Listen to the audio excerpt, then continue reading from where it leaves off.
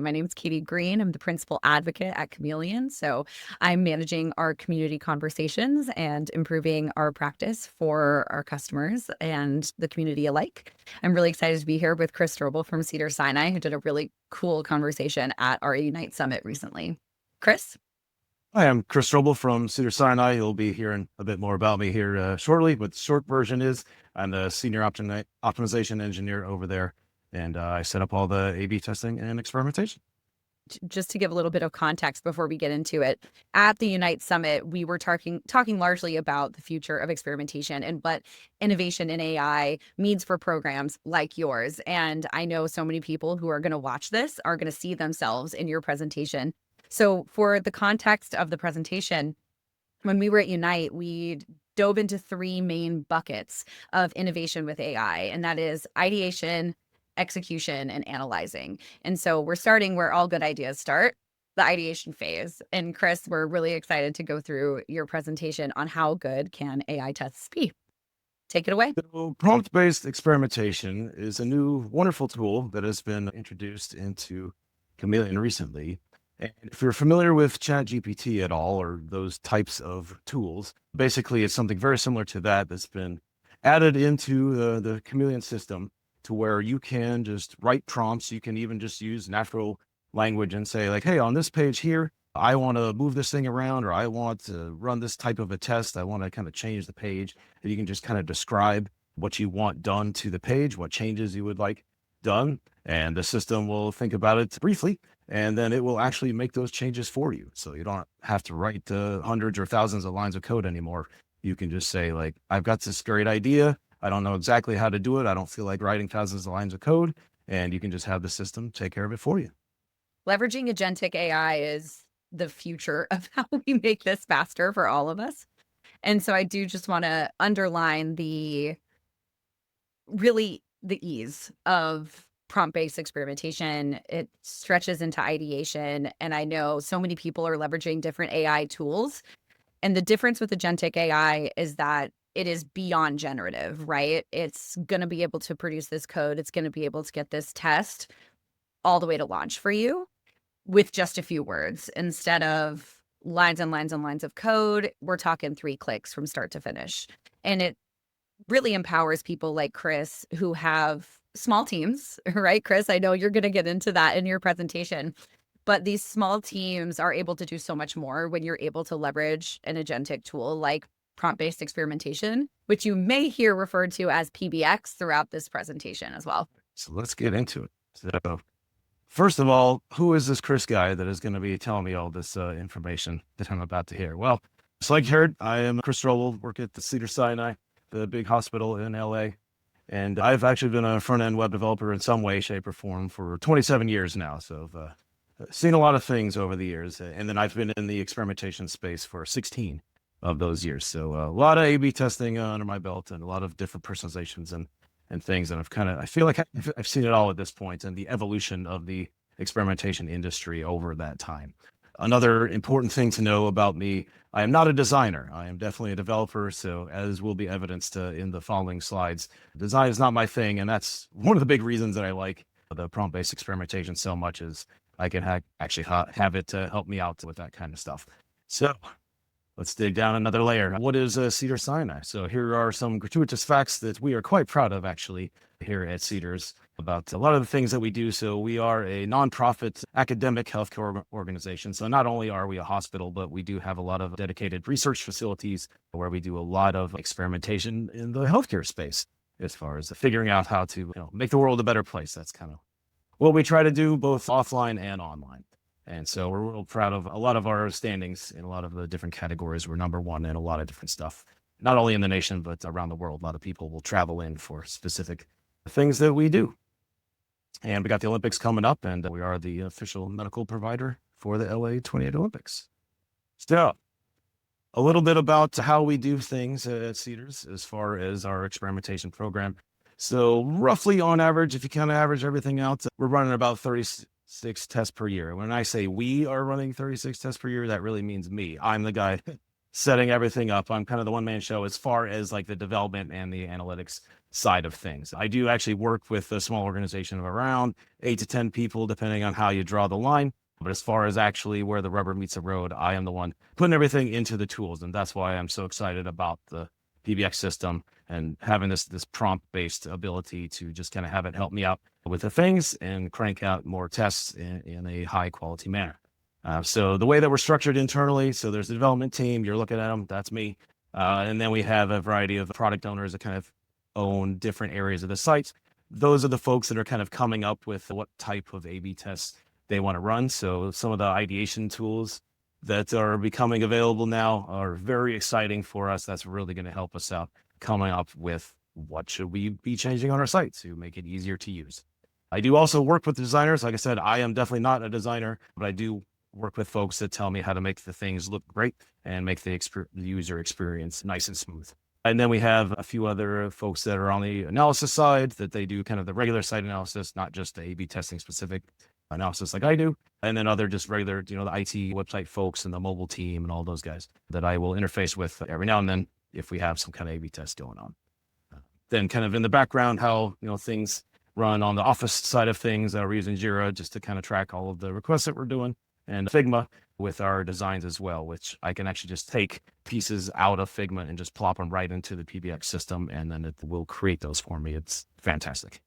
And then our process, pretty standard, I would imagine, from what I've seen over the years, how people do things. You got your ideation phase in the beginning, and then that'll become a Jira ticket and kind of get all our specs put together there. And then that comes to me on the development side, and I'm first focused on the functionality, making sure all the APIs are talking to each other and the things are happening on the page like they should. And then, of course, making sure things look correct and fit the brand and have all the right colors and everything. And then, of course, what's the point of doing all this if we're not actually tracking the metrics to see if people are clicking on the stuff we're trying to get them to click on, right? So then run that through a batch of UAT and QA. So have the user acceptance testing there, make sure the stakeholder is happy with what we put together. And then QA is saying, yep, everything is running fine. And then we launch it, put it out there, keep an eye on it, monitor everything, make sure that everything's running well. And then when we've reached significance or, in the worst case scenario, things aren't quite working out, then it's like, all right, well, that's not a winner. So we'll go ahead and turn it off. And then we can do our deep dive analysis after that. So let's talk about using AI within the space of experimentation. What does that look like? What are the things you need to think about when you're using this stuff? So on the development side, what I really like about it helps me to kind of tackle the unpleasant, right? The things that I don't like doing, like the design and moving the pixels around and making sure the colors are exactly the right thing. I can actually just drop a mock-up right into the PBX system, and it analyzes it, and it can get me most of the way there. And I have to do very little to kind of tweak it to get it exactly how we need it to be. So that has been fantastic so far, using the system for that.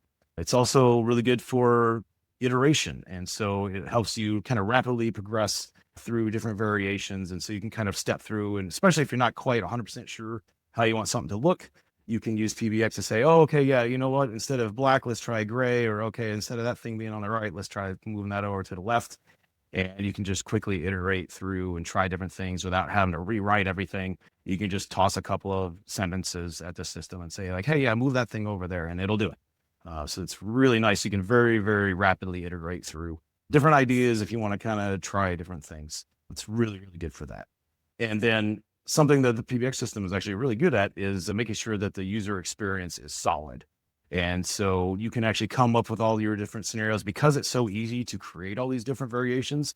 Assuming you have the traffic to support it, you can crank out, 4, 5, 6 different versions real quickly and have those little subtle variations or wildly different variations if you want to. And the user experience is going to be solid, and PBX is going to be able to create that for you.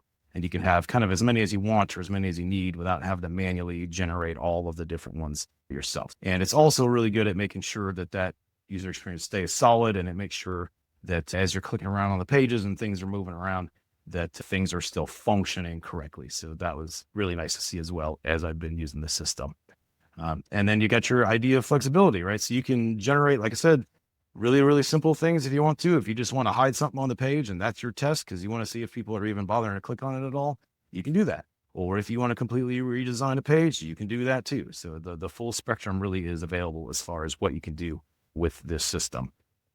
And like I've mentioned probably already 2 or 3 times, the design part of this is fantastic, especially for somebody like me, where I can just take a wireframe and I can upload that into the PBX prompt system, or I can now attach it to Figma and have it to just pull things in directly from kind of the design documents that we have. And it can look at the colors, it can look at the pixel spacing, it can see all the rounded borders and all the different things. And it just takes care of all that stuff for me, because I would much rather be writing code to make things happen on the page versus writing a bunch of CSS and making sure all of my pixels are, exactly where they need to be. So that's been fantastic for me. So there's your time savings right there, right? So not only is it handling all of that stuff for you, but you can actually work in parallel. And by that, I mean, you can actually have different variations kind of churning at the same time. So if you got 3 or 4 different things you want to spin up real quick, you can have it start crunching on one thing, and then you can copy that, make another variation, and type in, oh, okay, instead of black, I want purple now. And you can have it working on that. And then that can be churning in the background, and it'll just work its way through those.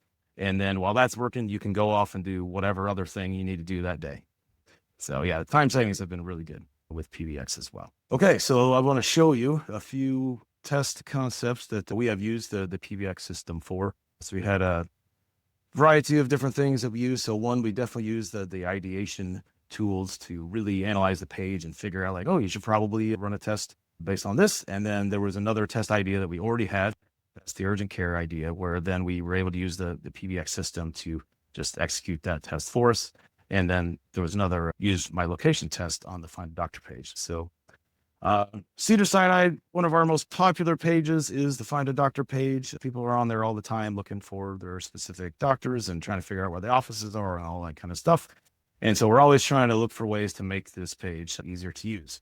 And so the ideation system actually analyzed this page, and it said, oh, based on the best practices that I'm aware about in the system and what all people are doing with experimentation these days, it found our little popular searches section on the left here, and it's like, okay, I see these links here, but they're kind of these plain text links.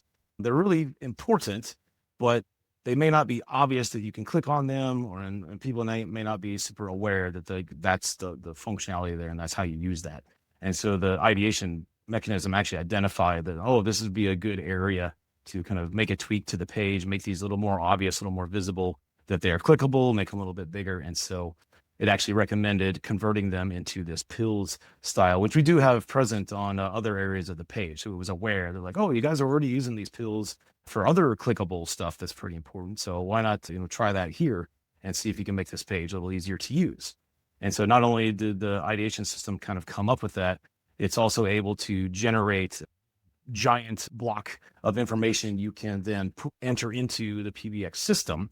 And so instead of me just using a couple sentences trying to describe like, hey, can you like turn this into pills, which that usually has a pretty darn good success rate on its own. But if you take the big output from the ideation process and you plug that into PBX, you can be extremely descriptive as far as exactly how you want the changes to be and what the ideation tools feel are the best set of changes to make to the page. So we fed that into the system, and it'll get you really, really close to this. I did not have to do much additional tweaking to kind of get things, wrapped around exactly where I wanted it, or the fonts, or whatever. It got me at least 80% of the way there. And then just a very minimal effort on top of that to get it dialed in perfectly. And then we've had it running for a good little while now, and the results are really, really good. We're getting a lot more clicks on the pills themselves. Functionality is still working beautifully. The rest of the page works just fine. And so PBX was good in that it didn't affect anything else on the page. It just affected the areas of the page that we instructed it to.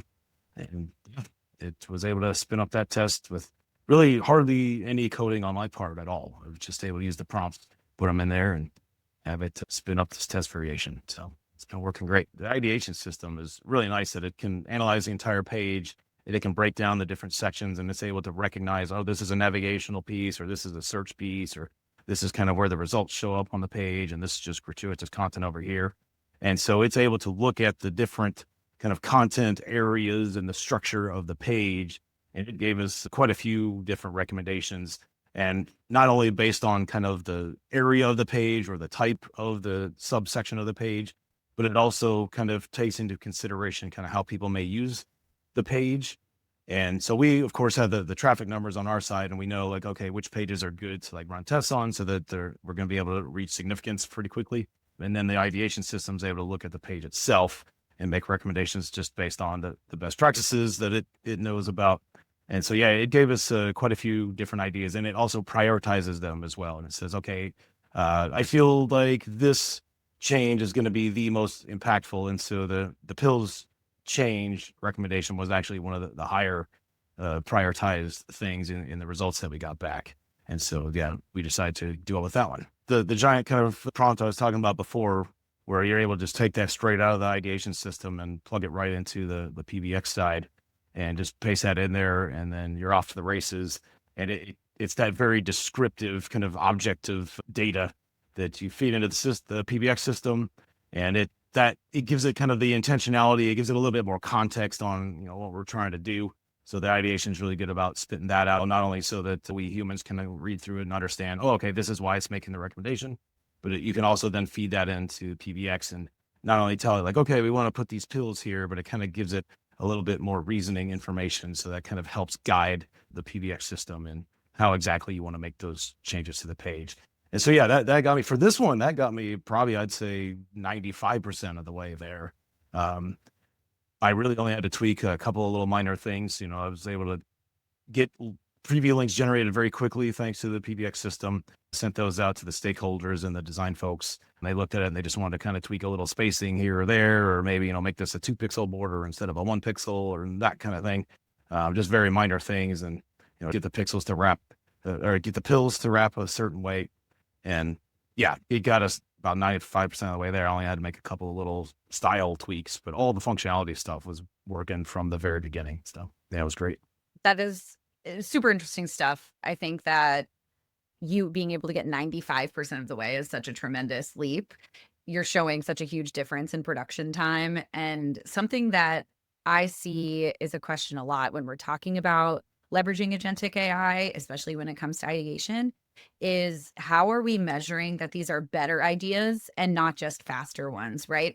I'm curious if you're doing anything today that is helping the longevity of the program in terms of defining better ideas and not just being able to get out there faster, or is getting out there faster with any idea, is perfect the enemy of good. I'm curious about your take on balancing better versus faster. Yeah, so for us, the ideation side is really going to be the focus here in the very near future. So of course, we're always focused on quality. You don't want to, throw something out there that's not working. So that's why I'm always personally, focused on the functionality side of things, making sure things are actually working. And when you click on stuff, it actually goes to where it's supposed to go, or, talk to whatever it's supposed to talk to. So as far as like actually throughput, that's kind of an interesting question for us. Cause like I was saying, I'm the one kind of person that's putting all these together. And so sometimes the bottleneck is there, right? So like there'll be times where we have a bunch of different ideas stacked up in the backlog, and I can just kind of work my way through them. And then PBX really helps out, with the volume side of things. But then if there are incredibly complex tests that's going to take me or me with the PBX system together, could take us a while to kind of put everything together. If it's running on a bunch of pages and there's all sorts of changes that we're making, then I can still stay focused on quality and make sure everything is, up to our standards as always. But then that also helps on the throughput side, because if I'm able to generate those complex tests quicker, then I'm still able to do more tests. So, and then on the other side of that spectrum, like sometimes we don't have a whole lot going on the ideation side of things. And then if I've kind of got all the tests already spun up and they're running, they're doing their thing, they're gathering data, then we can use the ideation tools to really kind of help us get that next round of tests that we want to do. Because there's always kind of the two main different tests that you can do, right? There's the brand new test, kind of the low hanging fruit where nothing's ever been run there. The ideation tool is really good at identifying, well, here's 13 different things you can do on this page. And then there's also the iteration side of things and then we've done this multiple times now, where you run a test, you get some good results there, and you kind of figure out what people like. And then you do a round 2 of it, or a version 3.0. And you're like, okay, we want to continue to refine these type of tests. And so the quality is less of a concern in those scenarios, because you've already got the code written, you've already got the test, spun up and all that. And you're just making little kind of iterative changes there. And that's where actually PBX can help out with that as well, because you can just tell it like, oh yeah, I want to, swap these things over here, or move this subnav piece over there. And then instead of me having to kind of rewrite half the test, it can just kind of look at what's already there and just, kind of move it around. So, yeah, it helps on both fronts, really. I was just going to say, it's just, you can have your cake and eat it too, right? This is a really good balance of that. And I think what's something we can talk about, I think later during the Q&A, is maybe more about where the humans come into this model, because you're doing a really good illustration here about how agentic AI isn't going to get you 100% of the way. And a lot of the people that are going to be listening to this on the internet is that they're probably going to relate to you in a lot of ways. They have limited capacity from the dev side, from the design side, you name it. And they're here to learn, how can I do more with less time? So I'm interested in how you're leveraging the human in the loop and all of that. So this is an iteration where we ran a test a few months ago because we've been trying to find kind of the perfect setup for this little fly out area here. So we tried one thing before. And so now this is kind of the second go around on, okay, what we're looking at is the urgent care location page. So if you're, looking for an urgent care spot, the nearby, and you've gone through kind of our locations finder and you're like, okay, yeah, I'm interested in urgent care. And then, oh, okay, I live in the Los Feliz area. So, okay, cool. That one's going to be pretty close. And so you're looking at the information about that particular urgent care location. And so then kind of the main things that we have available here at the top of the page are, you just want to get directions because you're just interested in physically going to the location. So this is kind of the control experience here. This is what the page normally looks like. So you can just click this link if you want to get the directions, and it'll just link you straight over to the maps, or you've got the address right here. Or we have this save my spot functionality where you're going to plan to physically go to the location, but you don't want to just do a pure walk-in and be stuck behind everybody else. So you can see how many patients are online, and you can just click save my spot right here, and that'll already get you on the list. Very similar to like a restaurant's, offer the similar kind of functionality. And then we also have our 24/7 virtual care option. So if you don't feel like physically going in at all, and you just want to talk to somebody through a video call, we offer that as well. And so those are the three kind of main options that we'll provide here in this flyout section. And then the thing that we wanted to try is kind of redesigning that, resequencing those. And so moving the virtual visit up to the top of the stack here, getting the CTAs a little bit larger, because you just have the arrows here in the original design, whereas you got the larger CTAs, which kind of match some of our other primary CTAs on the page. Then you have your clinic visit, your save my spot here in the middle still, and then moving the directions information kind of down to the bottom and making that link a little bit smaller. So trying to just kind of call out the things are like, hey, if you want to do a virtual visit, like here it is, right at the top of the stack with a big CTA, and then kind of less and less priority as you kind of go down. Yeah, the mock-ups were already made. All the design kind of decisions were already determined. And so, yeah, they sent me the big Figma that said, okay, yeah, this is what we want it to look. So all of that, yeah, was already kind of predetermined. So yeah, now we're on kind of the other end of the spectrum where it's like, okay, this is a test that folks purposely wanted to do. Having that screenshot upload functionality was a tremendous help with this one, because I had all of those designs already pre-made for me that were saying, hey, okay, Chris, make it look like this. And I was able to take that and just drop that straight into the PBX system. And because the designers had already kind of mocked up what they wanted, this section to look like. So I was able to take a screenshot of that, put it into the PBX system, and it analyzed it, and it got very, very close. And so not only was the design really, really close, that required very little tweaking, especially within this box here, it also noticed that there were these estimated wait times and the patients in line. And so some of these are actually hooked to asynchronous APIs, which can take a couple of seconds for it to go grab the information and go, oh, there's actually 7 people in line right now. And the PBX system was smart enough to realize that that was going on behind the scenes. And so when it physically moved it over and it redesigned it and put the gray background and all this kind of stuff, it knew that, like, okay, I need to be able to wait and grab the information and plop it in here at the appropriate time. And same for the wait time, right? When it's the API call is going out there and it's looking to see what the estimated wait is, same kind of thing there. So the PBX is even able to handle those types of things in addition to just taking that mock-up that I plugged into the system, and it drew all this for me and got all the colors and got all the rounded corners and all the shadows and everything. So that greatly accelerated kind of what it would have taken me to kind of manually write a bunch of code to move all these things around. So I was able to upload that mock-up in there. It got me, I'd say, at least 80% of the way there as far as kind of getting things roughly in the right spot, and thankfully doing all the wiring behind the scenes for the APIs. And then I just had to kind of tweak the CSS a little bit and then give it some instructions as far as like, because we wanted this address over here. So you'll notice that was the other change to the page is, okay, if we're redesigning this here, where's the address going to go? Okay, well, let's move it over next to the phone number and the website link. So I literally just told the PBX system, oh, the address that normally was appearing here underneath get directions, move that over to the left of the phone number and the website link. That's all I said. And then submitted that. And then the PBX system thought about it for a couple minutes. And then it moved, not only did it move the address over here and get it all formatted, and it used the same font as what was already here for the phone number and the website. It, as a bonus, saw that there was a phone little icon and a link little icon, and it just threw in the little lollipop indicator there for free. So it didn't even tell it to do that, but it kind of analyzed the page and noticed that like, oh, that seems to be the theme. And it plopped that in there as well. So that was super cool. A couple of surprising things, especially being, a bit more of a skeptical developer, seeing that the API integration actually worked. Like it was able to detect like, oh, something funky is going on, with this patients in line thing. And the fact that that just worked like off the bat and I didn't have to fight with it at all. That was quite surprising in a very pleasant way. Because I thought for sure I was going to have to, do some things to get that to work. And then with it, just taking in those mock-ups and getting as close as it did with the design and getting everything kind of laid out really, really close to what it needed to be in the end. It was surprising that works as well as it does, which again, I am very thankful for, because I would much rather make things work and, spend as little time as I need to spend, getting everything pixel perfect. So that's a great help for me. So one more test that we are working on through the PBX system is we noticed that this little icon here, this actually came through the ideation system as well.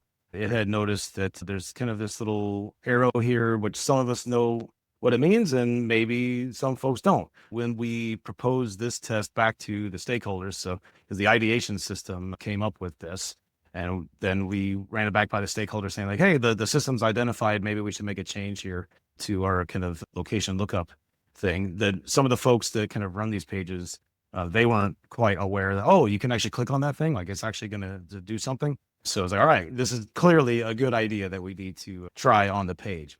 And so the ideation system recommended that maybe we make it a little bit more obvious what that iconography signifies. So we're going to put the use my location text in here, and also convert this again to kind of a pill style. So it's a little more obvious that it is a clickable thing that you can interact with. And so it's one of those things that I like tests like this, where it seems like it's a pretty small change as far as the visual impact, but it can actually make a big difference. Because on the Find a Doctor page, you probably want to find doctors that are close to you, especially in the LA area. You don't want to be driving all the way across town and take, 2-3 hours to get over to your doctor. So this we are predicting is going to have a lot more, because we don't get a whole lot of clicks on the arrow thingy right now. And so just like we saw with the pills test down here with the popular searches, we're thinking we're definitely going to get a lot more clicks there. And what we're always trying to do is make the website easier to use, right? So allow people to achieve whatever their goal is that day that much quicker. So this was a great idea that the ideation system spit out. And then same as with the pills test, that generated the big object of data that we're able to then plug into the PBX system. And so instead of me having to write out a couple of sentences describing this, I just take the output from the ideation system, plug it into the PBX system, and then it was able to generate this. I just went through a couple of iterations just to get everything, dialed in exactly how we wanted. And then there you go. So again, yeah, it saved a lot of time as far as, well, clearly on the ideation side, right? It was because we weren't thinking about that at all. So that was awesome to get that right up front. And then also me not having to write a bunch of code as far as, fighting with all of the exactly trying to fit this in here and float it how it needs to be and get all the shadows and all that kind of stuff. Just putting the big giant prompt in there from the ideation system was able to get us real close to the final product there. A couple of things I want to call out is kind of the difference between kind of your conventional coding, like we've all been doing for years, and then what the PBX system kind of is really able to help you with and what you gain there. So on the development side, you can really write a lot of very robust code because your site the best, and kind of how things are going to change around, and I need to avoid these random class names and that kind of thing. And then also you can structure the code to be very easily readable. Although the PBX system actually spits out code that you can kind of follow along fairly well as far as kind of what's going on that side. But then, of course, the major con there is, when you're handwriting all of that code, that takes quite a while and a lot of effort to get everything dialed in, and typing in, hundreds of lines of code takes a good amount of time. So that's the major con there. And PBX is able to help you out tremendously, because I can write just a couple of sentences and then a couple of minutes later, there's dozens and dozens of lines of code generated versus me having to just type it all in. You're able to follow along. And everybody's got their own style anyway, right? So PBX clearly has its own as well. Thankfully, it's not like if you looked at some random website and they have everything all fully obfuscated and all the variables are just random letters. It's not like that at all. It actually has somewhat meaningful, variable names and things like that. And it does like to break out the functions into like very small little chunks, which from a dry, like, don't repeat yourself kind of framework, that's actually a good thing. So you do have to jump around a little bit more as it's kind of passing things around all the different functions, but that does help with the reusability, right? And it breaks it down into those little chunks, so it's able to kind of handle all the different things it's trying to do. So you are able to follow the flow. Like you can tell it's a little bit different than kind of, especially if you have your own internal like team standards. Like if you're on a big team and it's not just one person like I am, and people are writing to a standard, it is going to be pretty different than that. But it's still, code. It's still, the logic's all the same. It follows the same rules. So you're able to kind of follow along the code. Because there have been a few times where I've had to go in there and actually just tweak the code directly. Like, okay, instead of, doing this, I want you to do this instead. And so I was able to find that pretty easily. Like I've said, on the design side, it's great. You can just upload those mockups, and it just cranks out the CSS and everything, and it gets real close to what the final product. So that's awesome. And then on the review side, if you send things back to the stakeholders and like, oh, can we change that? And it's, kind of your classic kind of scope creep scenario where they see something and like, oh, now that we see it, we actually don't like that. We want to shift that over. We want to move things around or whatever. So in that kind of a review phase, it's that iteration process that you can use PBX for so well. And you can say, oh, okay, instead of those being, can you swap those links the other way around? And then it's able to do that real quick and easy. So it's great for that iteration and that review process. And so really what I have found is PBX gives you a really great head start, and it gets you at least 80% of the way there on pretty much everything I've used it for so far. So sometimes that last 20% I'm having to do by hand, especially with like the metrics and the goals and things, although we're getting there. I know there are plans to get to PBX even working on the goal side of things. That's really kind of the main thing that's the one kind of big thing I have to do still, is just make sure, because I am also using tools outside of Chameleon to track some of my metrics and stuff. So I got to put that stuff in there anyway.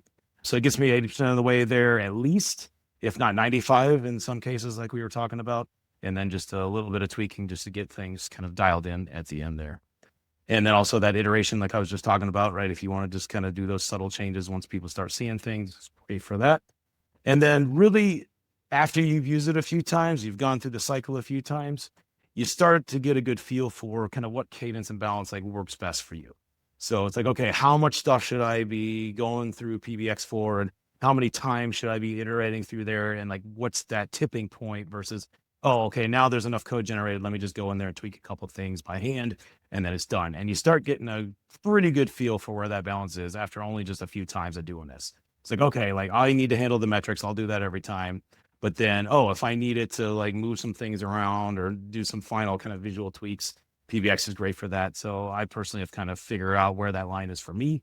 And so I'm sure every organization can kind of figure out like where that tipping point is for them. And then over time, that's going to get better and better, right? And you're going to be able to use PBX for more and more and more stuff and get you closer and closer to that 100% that we're all looking for. And then what I call kind of the ramp up phase is kind of getting a feel for how all of this kind of stuff works in the beginning, right? And so like, what kind of prompt styles should you use? There's some cases where using short ones is all you need. Like, hey, make this thing purple and off you go. And sometimes you write a whole paragraph or you put the big giant object of data in there and be really descriptive on exactly what you want it to do. And then same thing, there's a spectrum as far as like, sometimes it helps to be hyper descriptive and tell it, okay, that thing is next to this, move that around. And sometimes it's like, you know what, just move this from left to right. So you start getting a good feel for like when it's better to use, very descriptive terms and when you just want to back off and be a little bit more general. And then one trick I have found that works really well is if you're touching a lot of the similar stuff and you want to change the fonts on a whole bunch of different things, or you're doing all CSS things, or you're doing all like API and weird functionality things behind the scenes, is you can kind of combo those together because like every time you enter a prompt, you got to wait for the cycle to go for a couple of minutes. And so if you're doing one after another, after another, after another, it can take a while. But if you're like, oh, I have 7 CSS changes, let me just throw it all in there at the same time, that actually works really well. I would love to ask you about that quickly because when you're going from prompt-based ideation, right, we're talking about it analyzing your page and you talking about it with the, ideation phase, it generates a prompt for you for PBX and for building the actual test. When you are drafting your own prompts, are you leveraging any other generative AI that helps you create the right prompt? Or are you just drafting those from hand?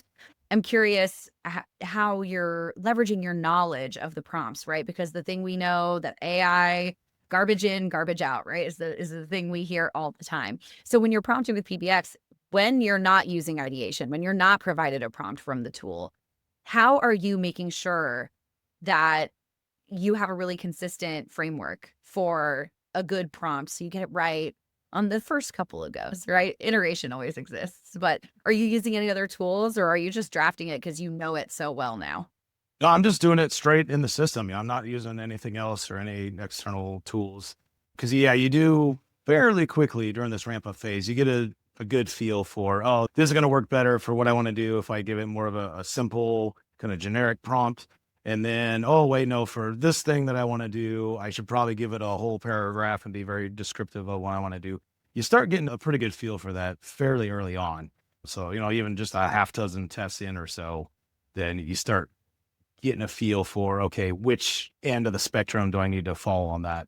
So yeah, no external tools really. It's just kind of just using the system and getting a feel for it. It's quite powerful. Like you'll be surprised pretty early on that, especially if you give it kind of a generic prompt, like, hey, like, yeah, move this thing over there. Like it actually does a pretty good job of not only interpreting what you're trying to tell it to do, but then actually doing it. Chris, a lot of people who are going to be listening to this are going to see themselves in you. And if in your parting words, if you could just say, if somebody started this tomorrow, what would be their first step? I think people would be really interested to hear that from you. And you have done something really amazing at Cedars-Sinai, especially with such limited capacity. So thank you so much for sharing that with us. But if somebody were to start tomorrow, what would they do? Yeah, so a couple little things on that. One, some of the feedback that I've heard from folks that I've talked to so far is like, oh, our development teams are really skeptical about these kind of tools, and I certainly was in that boat in the beginning before doing all of this, and I've been very impressed with kind of what the PBX system is able to do. It's our entire site is a SPA or SPA, depending on which camp you're in. It's a single page app, a site, and so PBX is able to work with that no problem. Whereas in the past, that was a major problem. And so if you have those kind of technical constraints that you're worried about, PBX has been really good about dealing with that kind of stuff. I've been very surprised and impressed with that. So all of you skeptical developers out there, give it a try. It will do more than you think it's going to be capable of doing. I've been pleasantly surprised pretty much every time I try it. And then for anybody else out there that's not a developer, I mean, that's really kind of one of the main use cases for this, right? Is that you can just type in words into the system and it's like, hey, I want to move this header over there. Or I want to change this to that, and it will do it. And so, yeah, you can just dive right in. I've seen some crazy examples, crazy good examples done with this system where people are like, hey, let's try this wacky idea. And it actually works and minds are blown. So, yeah, it's just jump in there, try it out, and get a feel for it, and off to the races. Thank you so much, Chris. Get your hands Yeah, dirty. Heard. yeah. Thanks for your wisdom.